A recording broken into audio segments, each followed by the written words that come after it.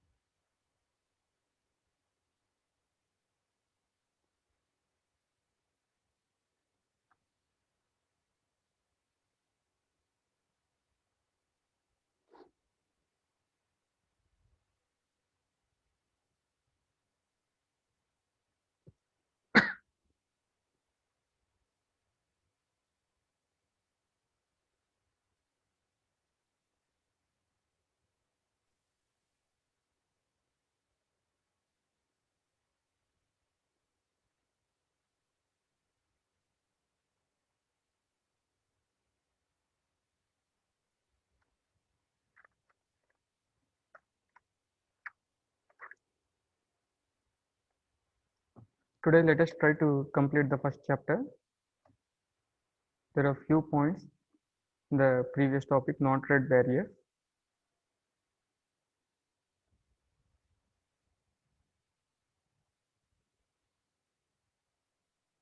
Okay, before your friends are supposed to join over, let me try to recall the previous class.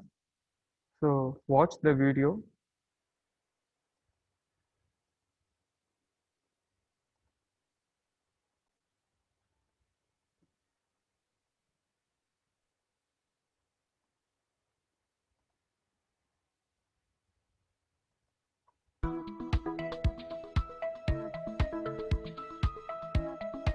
Trade barriers are costing New Zealand exporters billions of dollars every year. They fall into two camps: tariff barriers and non-tariff barriers. A tariff barrier is the duty you pay a country at the border, usually when exporting goods. A non-tariff barrier includes everything else that could be getting in the way of trading goods or services, from unnecessary red tape through to arbitrary new compliance rules. Free trade agreements with other countries reduce tariff barriers, but not all exporters take full advantage of them. You can check that you're not paying more than you should by using the online FTA Tariff Finder. Non-tariff barriers require a different approach. Take chicken. Up until 2016, Australian regulations allowed only cooked chicken into the country. This shut New Zealand out of highly lucrative segments of the market, such as chilled, frozen, and some processed categories. The New Zealand government worked with the poultry industry to satisfy Australian authorities that our rigorous food safety and biosecurity controls are right up to scratch and fully meet the Australian requirements. Not all barriers can be fixed like this, but the New Zealand government wants you to know that it has your back when it comes to tackling them. Visit www.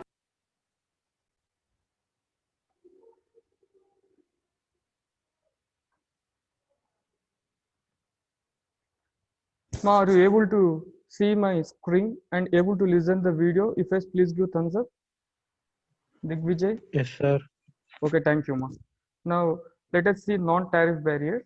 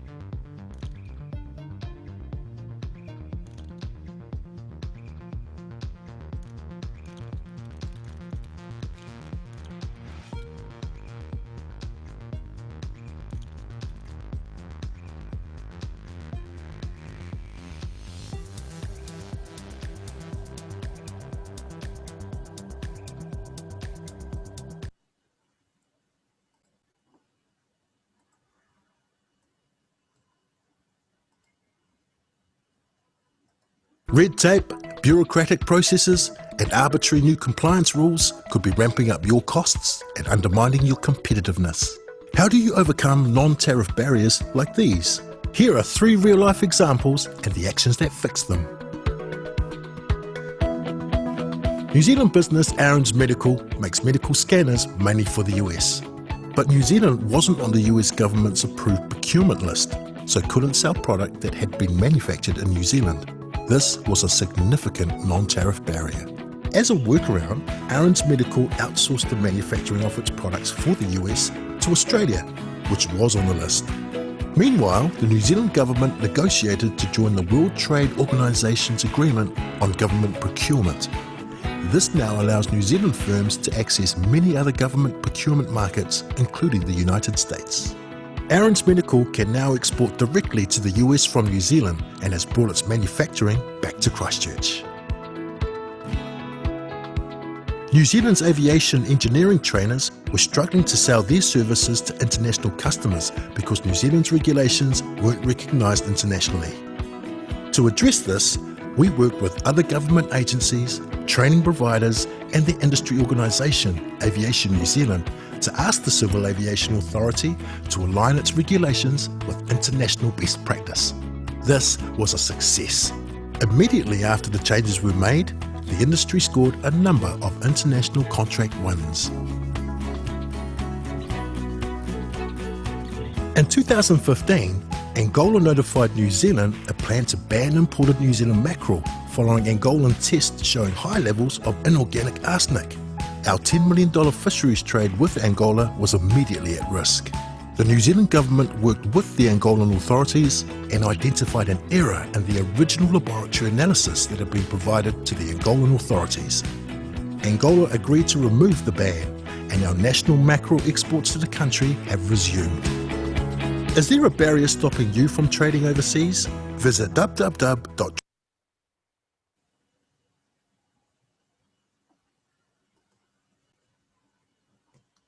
Okay, ma. That is the furious flashback recording to the yesterday's class. I hope you have enjoyed the video and you have understood what they have given now. Now let us try to continue to our regular class.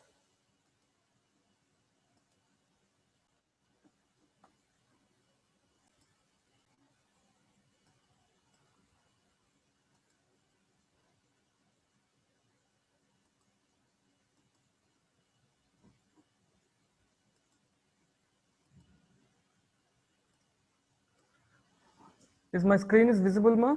And my voice is audible? If yes, please give thumbs up. Okay, thank you, Digvijay. Okay, yesterday we have started regarding to the non-trade barriers. With this, we are supposed to end the first chapter. So, unlike trade barriers, non-trade barriers are those which are supposed to face by the companies before they doing their trade activities. That means we ourselves, we are supposed to restrict regarding to some kind of activities.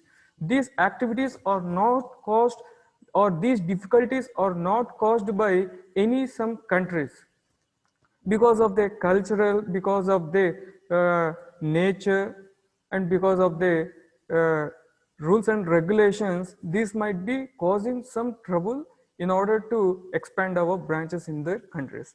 The first and foremost thing is language differences. So already yesterday I have given a very good example regarding taking a word in Telugu called as Nalla.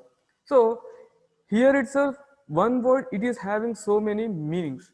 If we are supposed to trade globally, there are so many languages, so many dialects, and so many people will be having so many things.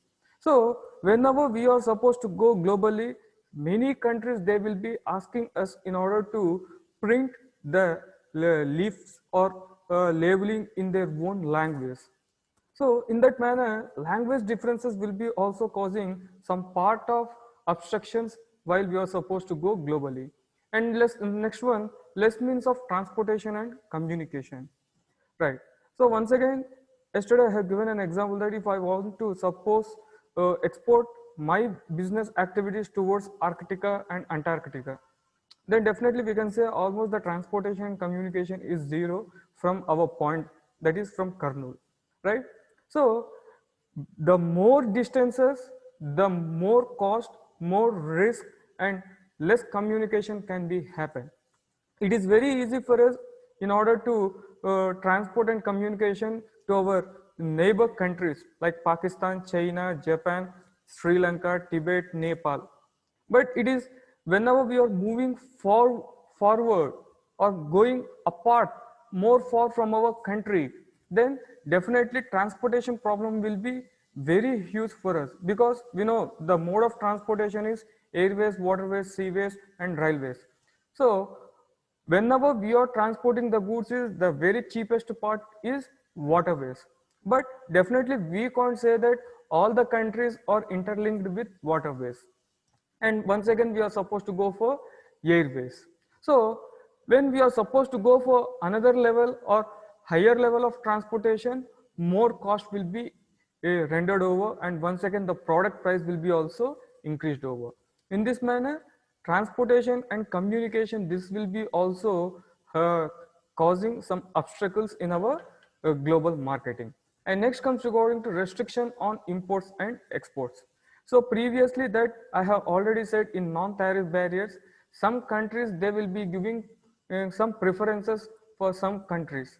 And definitely in order to safeguard their own industries, definitely some countries will be either import, there will be a restriction on imports as well as exports. Once again, I want to give example. So I have taken the example of coconuts, I remember.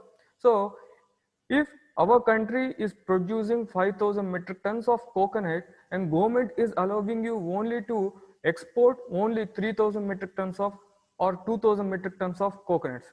Why can't all the 5,000 metric tons? Means here locally our Indian people, they are also supposed to rely or depend upon these coconuts. And definitely it is a part of Indian food culture. At the same time, in Ayurvedic or even for our beauty needs also, coconut is very much important. If you are supposed to export each and everything, then once again we are supposed to rely upon another countries. Otherwise the demand for that product will become once again much more higher. In that manner, government will be restricting the companies or reducing the companies either for imports or exports. If speaking regarding to imports, once again, let me take example regarding to the bikes or cars. In India also, Maruti Suzuki, particularly Maruti Udyog Limited, it has been transformed to Maruti Suzuki. So that means locally also, like Tata or Maruti, these companies, Bajaj, so these companies, they are producing cars in our nation. If we are supposed to import luxurious cars or some and so cars which are supposed to be cheaper than our cars, then what will be happen? These companies has to shut down over. So in order to safeguard the local interest, the company will be restricting on imports as well as exports. And next comes regarding to more risk and uncertainty. So why more risk and uncertainty? Already I have said that if the distance is more from the home country to the host country, then definitely risk part will be happen over. See, yesterday also I have given very good example regarding to the lychees or kiwi dragon fruits, because these kind of fruits are not available locally, that is particularly Kurnool. They have to be imported particularly from New Zealand, that I have said over. So New Zealand is the place where which is much more far from our country. So definitely they are supposed to take much more precautions and so many struggles that they will be happen over. Okay, once again, I want to take the same example. If the demand for this particular kiwi fruits are more in our country, so the people who are supposed to import, they have placed the order, more and more order, and the time has been taken much more than the expected delivery, but the demand has been surpassed over. Then definitely the people who are supposed to trade in this kind of fruits, they are supposed to experience huge losses. In this manner, when the distance from the home country is more, then definitely we can't say that we are able to meet the demand in particular time or not. At the same time, because of the long distances, the product or the services might be degraded. Definitely because of natural calamity, natural causes. whenever you are supposed to see on the products also, they will be showing two figures. While packaged, the weight was 900 grams. But when we are supposed to consume over, it might be reduced to 5 grams. Why? Because means it is a natural loss. It is because of natural loss.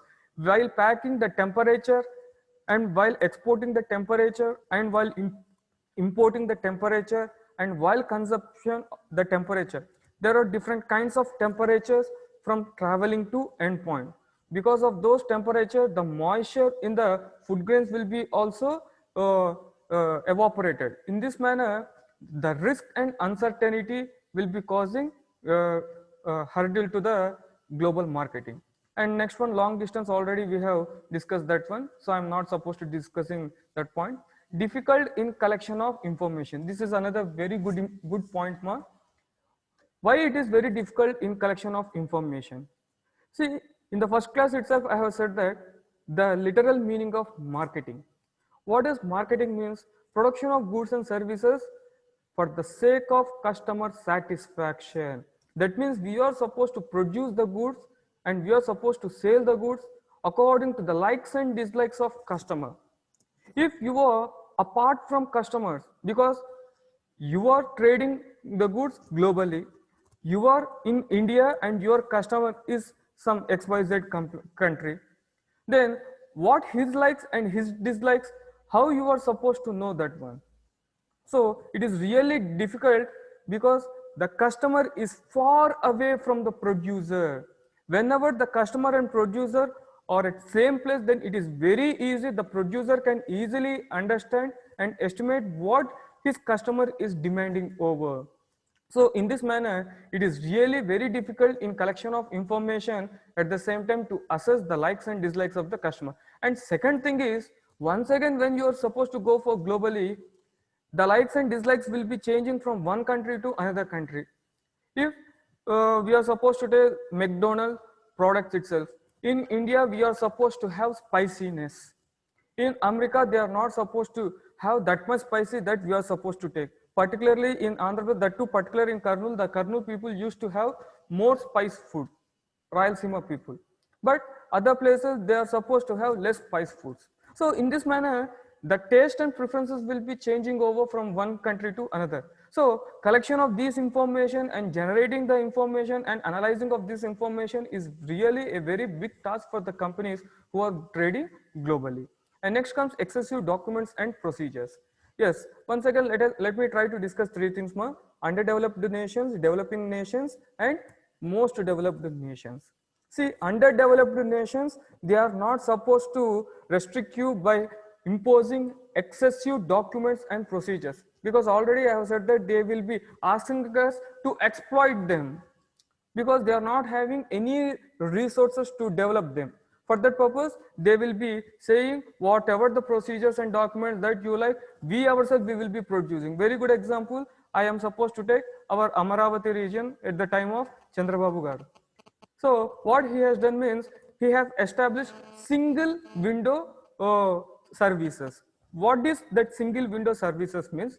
If you want to open any company, then all the documents regarding to establishment of that company will be given by that particular system itself. So that means here we are supposed to, because when we have parted from Telangana region, here we have lost so many industries. So in order to encourage the entrepreneurs to establish industries in our place, government has drastically reduced all the procedures and documents, and government itself, it is encouraging by giving a by 14 days, within 14 days they are supposed to allot the documents. In this manner, the underdeveloped countries, they will be not making excessive documentation and procedures. And last thing here, the developed nations. The developed nations, definitely they will be imposing high excessive documents and procedures, because already they have been developed over, already they have set up some standards. So definitely when you are supposed to establish your branch in this particular nation, then definitely high procurement of documentation and procedure standards will be happen over. So in this manner, regarding to different nations, regarding to their GDP or financial stability, the documentation and procedures will be happening. And once again, regarding to the kind of good that you are trading over, regarding to the kind of good that you are trading over, the kind of good, if it is a consumer good, there will be some documents and procedures. If it is an industrial goods, if it is a health oriented goods, if it is a national security oriented goods, definitely regarding to the kinds of goods that what we are supposed to trade over, for each and everyone, the trade document and procedures will be varying over. Next comes regarding to problem in payment. So if we are supposed to take the example regarding to global marketing and domestic marketing. In domestic marketing, we are not supposed to experience any problem regarding to the problem of payment, because from Kashmir to Kanyakumari, we are supposed to trade only with one thing, is nothing but Indian rupee. But if you are supposed to go for globally, once again, in Nepal, they are supposed to use one. In China, they are supposed to use one. In Pakistan, they are supposed to use one. Sri Lanka, US, UK, like that. Each and every country, they will be having their own specified country. And their rupee will be having some denomination. So there will be different in problem of payment. And once again, if India, it is having rupee, but India might be not asking to pay in rupee, but India might be demanding in order to pay in dollars. It is their wish. So definitely problem of payment will be happen in global marketing. And last one, lack of information on different market facts. Right. So lack of information. This is also very much important, because you can easily assess the market things in your nation, but you can't assess the facts or figures in other nations. Right? Once again, let us take the second or fifth point, long distance or lack of communication.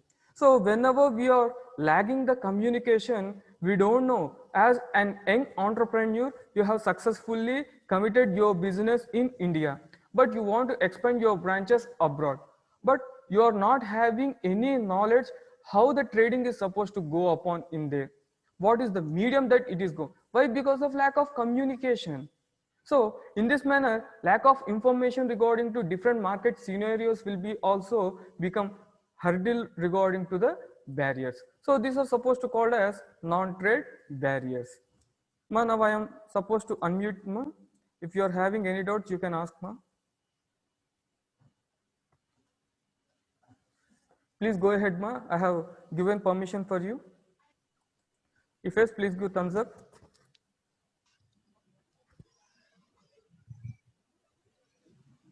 Thank you, Jagdish. Thank you, Illur. Thank you, Manideep. No doubt at all, ma. Sir, Oh, yes. sir, this is Jagan, sir. Jagan, please go on, ma. So, what is the difference between trade and the non-trade? Yes. So first of all, itself I have said that trade barrier. So trade means, first of all, try to understand what is trade. Trade is nothing but you are dealing with some other person. Then only we are supposed to say that I am in trade motion. So trade barriers Yes, means sir. the barriers that are supposed to occur when one country is dealing with another country, or one country is restricting another country. One country Yes, is sir. restricting another country. That is supposed to called as trade barrier. That means in the normal course of business transaction, the another country is restricting you. That is called as trade Yeah, sir. barrier. Now coming to non-trade barriers, that means you have not started trade at all. You have not yet started any trade. So before you are supposed to start the trade, you are facing some difficulty. In what manner? Payment. Okay, sir. No company, sorry, no country is forcing you, but you yourself, you are supposed to see, if I want to supposed to trade in UA, then I have to deal with dollar. If I was supposed to go for China, then definitely there. So once again, language. So if you are supposed to, this language differences, who has been caused? Either the countries, they themselves, they are imposing you? No, because all these are their own culturals, right? So Yeah, sir. before you are entering into trade, you yourself, you are having some problems in order to enter that one. This is non-trade barriers. One is the countries, they are imposing some hurdles. These are already the obstacles are there, which you are supposed to identify before going into the trade. This is the major difference between trade and non-trade barriers. Yeah, okay, sir. Clear, sir. Thank you, sir. Next, please go upon, ma. Anyone? Shall I go further, ma? For us? No, sir, no doubt, sir. Okay, thank you, ma. Thank you very much, ma. Now I'm moving to the another topic.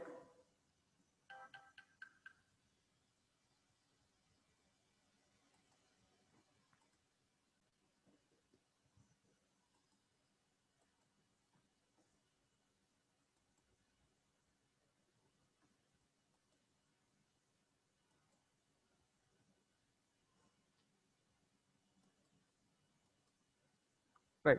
Are you able to see my window, ma? Yes, sir. Yes, Okay, sir. thank you, ma. Thank you, ma. Now we are supposed to move to another important topic, ma. Global marketing versus international marketing. In the first phase itself, I have said that there are different stages or phases of global marketing. First of all, you are establishing your branch in India. It is called as domestic marketing.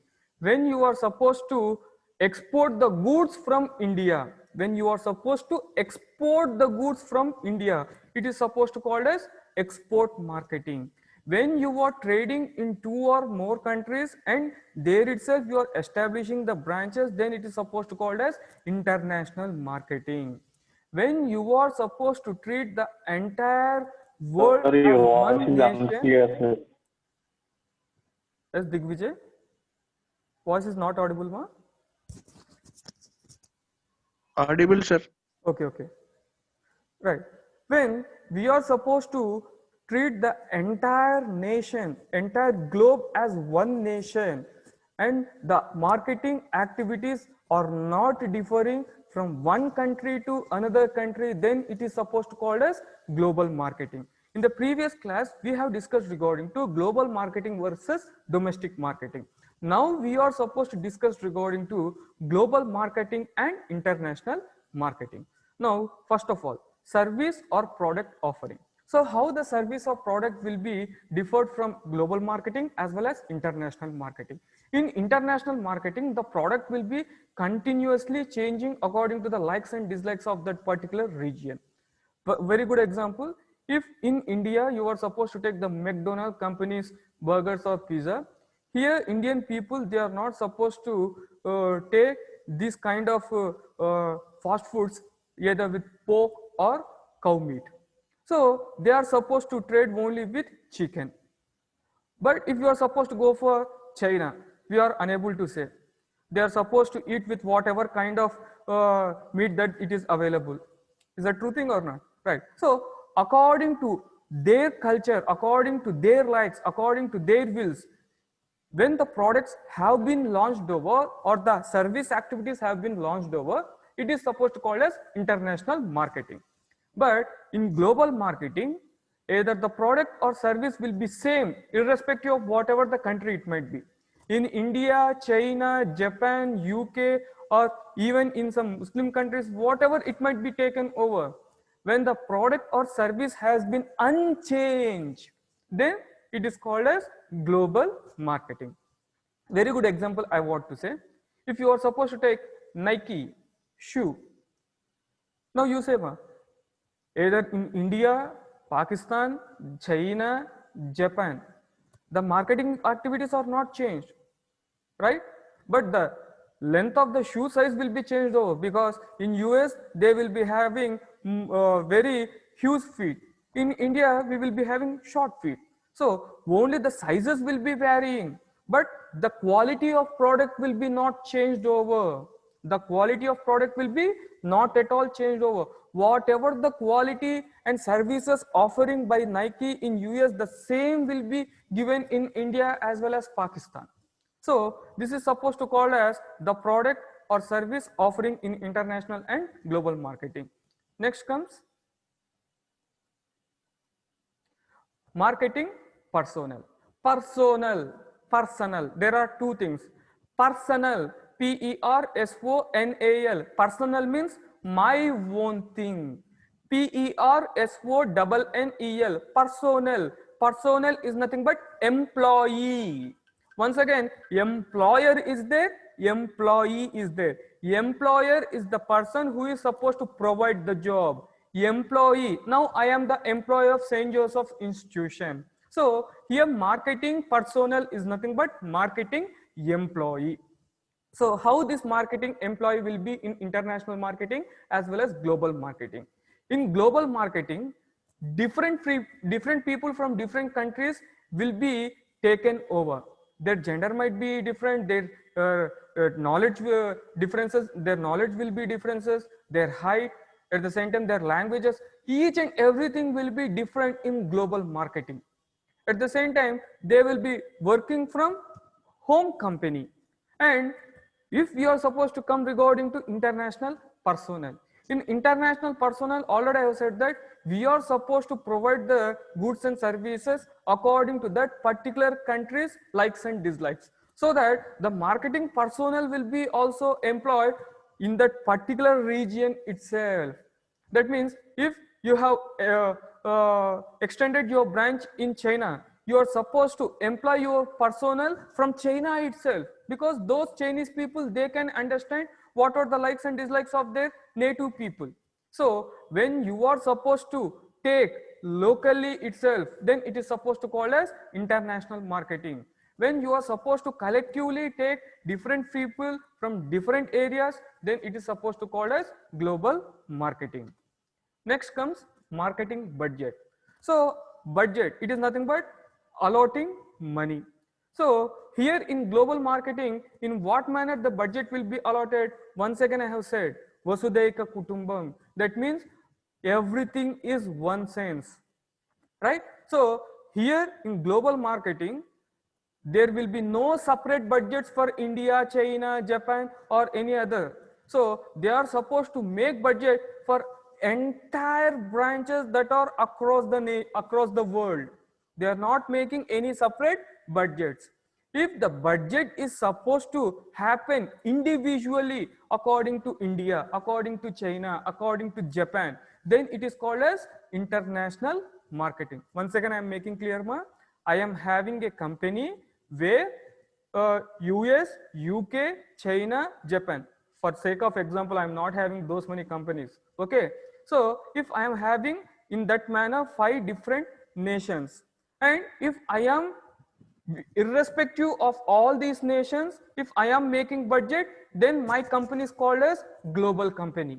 If I am not supposed to do in such manner, I am allotting separate budget for China, separate budget for UK, separate budget for India, separate budget for Japan, then it is called as international marketing. If you have understood these two particular senses, then you can easily understand what is international marketing, what is global marketing. Up to now, have you understood, ma? If yes, please give thumbs up. I have left over with 6 minutes. Okay, thank you, Jagan. Thank you, Sai. Okay. Promotion tactics. So promotion tactic means, let me take example regarding to BBC, right? So this BBC nowadays, it is supposed to be happen in entire world. Whatever part that you are supposed to go over, in entire world, this BBC channel is available. If I am supposed to go in such manner, then you can say as global marketing or global promotional tactics. And once again, if you are supposed to go for ETV or Star TV, and in some China, they will be having their regional languages, and in Japan, they will be having their regional languages. If you are supposed to go independently for individual countries, then the promotion will be differ from global marketing as well as international marketing. Next comes marketing autonomy. So marketing autonomy is nothing but marketing access from where the marketing access will be happen. In international marketing, the marketing activities will be done where you have established the branches. And in global marketing, the activities will be done by the headquarters. It is nothing but home company. So I am having a company in India, and I am having branches differently in China, Japan, Italy, and so and so. If I am doing the activities from India itself, that is the headquarters itself, then it is global company. But if I am doing the individual marketing efforts from China, Japan, Italy independently, then it is supposed to call as international marketing. Have you understood these 5 points more?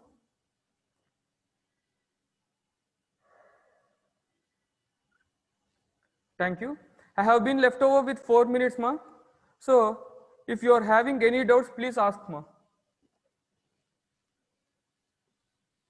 You can unmute, ma. I have given the permission now.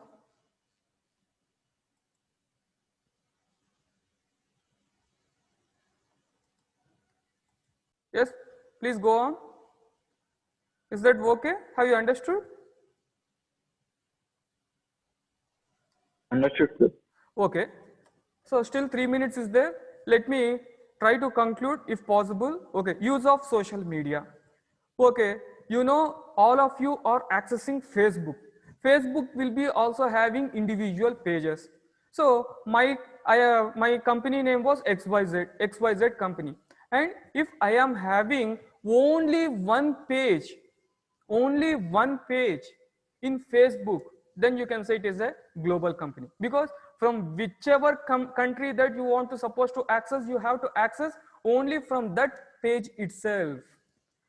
And alike in international marketing, you will be having different Facebook pages. In China, you will be having some Facebook slash, for suppose in India, we will be giving .in. In China, I don't know .chi, let me take. In UK, .uk. In such manner, if you are giving some extensions for different countries, different medias, then it is supposed to call as international. But if you are having only one particular Facebook page, then it is supposed to call as global marketing.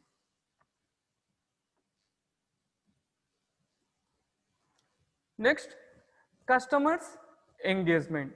This is really very good, ma. Just now we have spoken in non-trade barriers. So definitely customers engagement will be more in international marketing rather than in global marketing. Because in international marketing, what we are doing, we are establishing separate personnel, separate branches, separate heads, in particularly in that countries itself. At the same time, we are employing the personnel in that particular nation itself. Just now I have given in China, if I am supposed to establish the branch, then the Chinese personnel I am recruiting over, so that they can understand what are the likes and dislikes of their particular customers, so that the customers engagement, that means the relationship with the customers will be much more in international marketing as compared to the global marketing. And next comes advertising. Already I have said that the advertisements will be equal or same if we are supposed to take in global marketing. It is unchanged over. Let me take example of Thumbs Up, ma. Thumbs Up.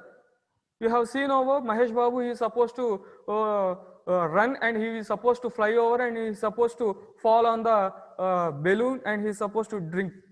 Okay, in India, if you are supposed to take, the ad is same, but people will be changing over. Here, particularly in Telugu speaking, we are supposed to take Mahesh Babu, there Akshay Kumar, I think so, right? So concept is same, there is unchanged. Okay, so if we are supposed to go in that manner, we can say as global marketing. If the concept is changing, languages are changing, and theme is changing, then definitely we can say that it is an international marketing. Because in India, the banners are written in this manner, right? Horizontally. But in China, it is supposed to come vertically. At the same time, in China, they are supposed to use red painting more. But in another countries, we are not supposed to use in that manner. So in this manner, for different countries, if you are supposed to go different advertising medium,